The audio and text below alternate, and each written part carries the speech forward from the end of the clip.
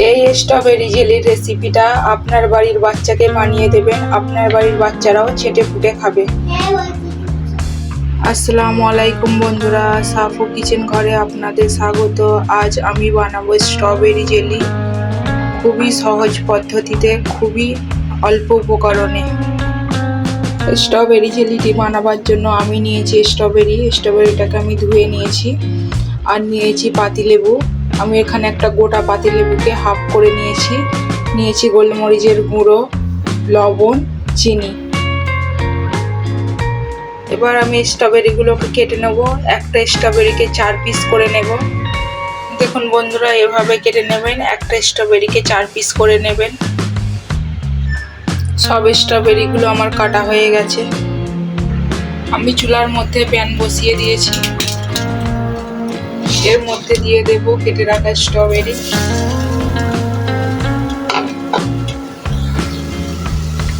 আর দিয়ে দেবো চিনি।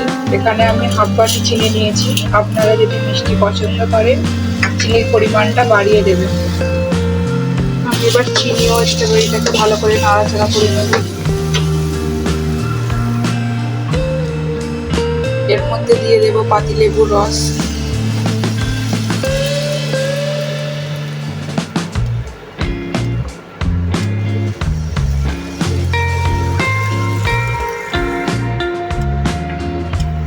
আর দিয়ে দেবো স্বাদ মতো লবণ।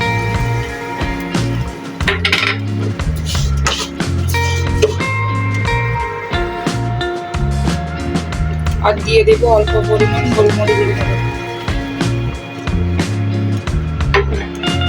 সবগুলোকে আমি এবার ভালো করে নাড়াচাড়া করব। স্ট্রবেরিগুলো নরম হওয়া, যতক্ষণ না নরম হয় আমি ততক্ষণ নাড়তে থাকবো, নাহলে তলায় লেগে যাবে।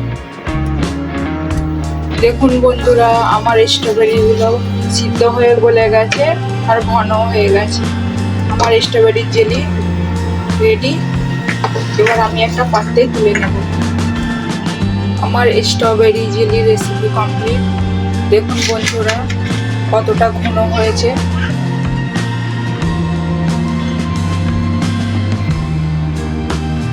এটা আপনারা রুটি, ব্রেড, পাউরুটির সঙ্গে পরিবেশন করতে পারেন।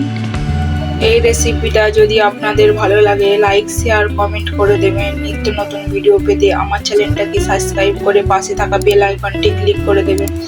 সুস্থ থাকুন, ভালো থাকুন। দেখা হচ্ছে নেক্সট ভিডিওতে। টাটা বন্ধুরা।